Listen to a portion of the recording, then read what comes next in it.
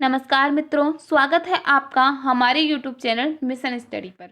मित्रों, यदि आपने हमारे YouTube चैनल मिशन स्टडी को सब्सक्राइब नहीं किया है तो इसे सब्सक्राइब कीजिए, लाइक कीजिए और शेयर कीजिए। मित्रों, आज हम संस्कृत व्याकरण आचार्य का सामान्य जीवन परिचय पढ़ेंगे। चलिए मित्रों, वीडियो शुरू करते हैं। आज का हमारा टॉपिक है हेमचंद्र सूरी का जीवन परिचय।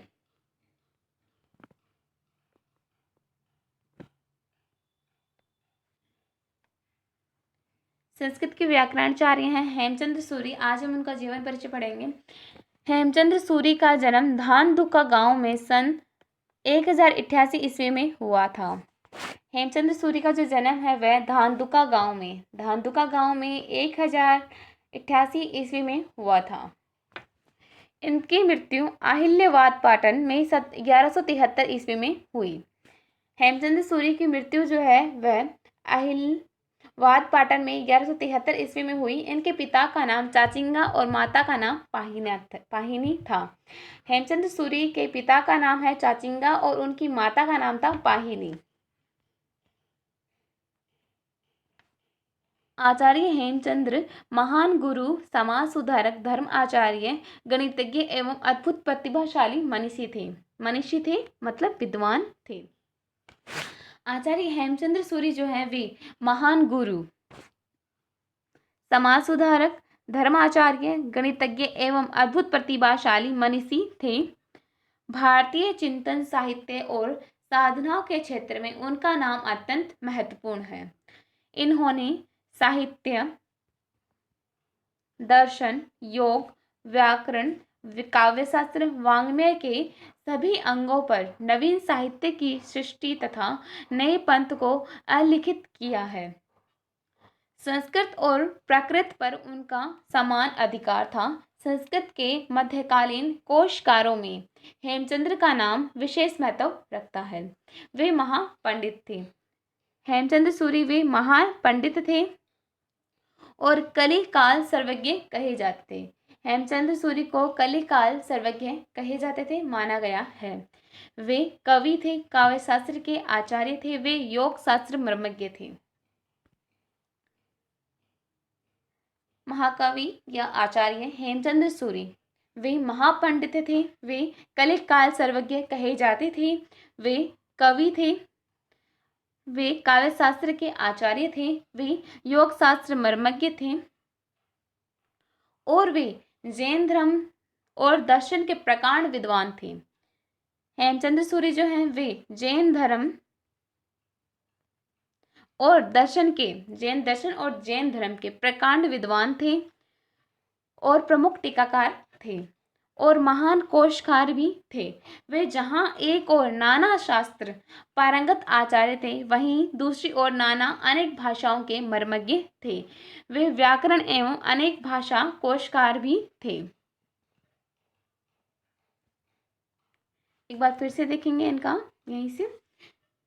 हेमचंद्र सूरी जो हैं वे महापंडित थे, वे कलिकाल सर्वज्ञ कहे गए थे, वे कवि थे, वे काव्यशास्त्र के आचार्य थे, वे योग शास्त्र मर्मज्ञ थे, वे जैन धर्म और दर्शन के प्रकांड विद्वान भी थे, वे टीकाकार भी थे, प्रमुख टीकाकार थे, वे महान कोशकार भी थे। उन्होंने नाना शास्त्र पारंगत आचार्य थे, वे नाना शास्त्र पारंगत आचार्य थे, वे अनेक भाषाओं के मर्मज्ञ थे, वे व्याकरणकार एवं अनेक भाषा के कोशकार भी थे।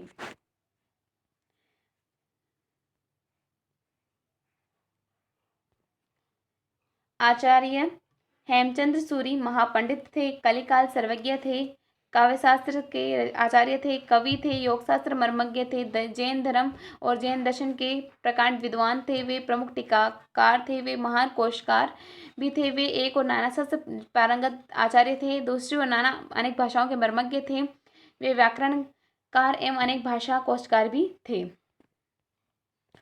अब आगे देखते हैं।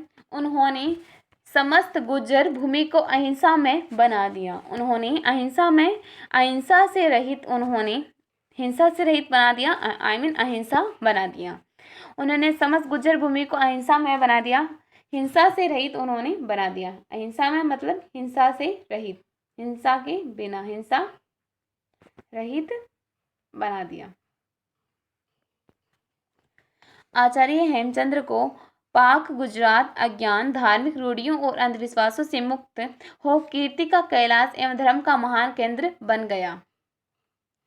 अनुकूल परिस्थितियों में कलिकाल सर्वज्ञ आचार्य हेमचंद्र सर्वजन हिताय एवं सर्वोपदेशाय पृथ्वी पर अवतरित हुए।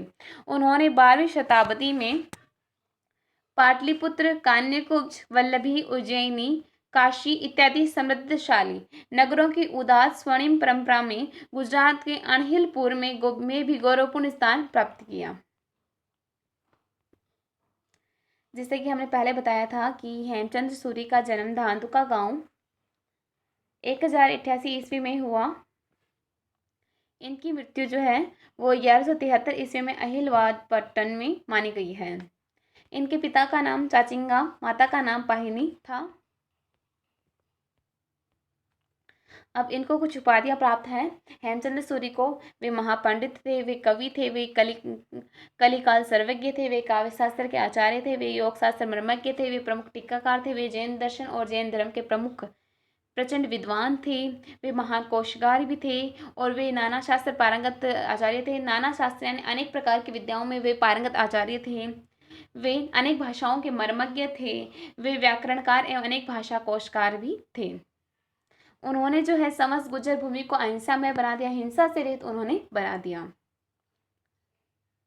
उन्होंने पाटलिपुत्र, कान्यकुब्ज, वल्लभी, उज्जैनी, काशी इत्यादि समृद्धशाली नगरों की उदास स्वर्णिम परंपरा में गुजरात के अहिलपुर में भी गौरवपूर्ण स्थान प्राप्त किया। इसी के साथ आज का हमारा यह वीडियो समाप्त होता है।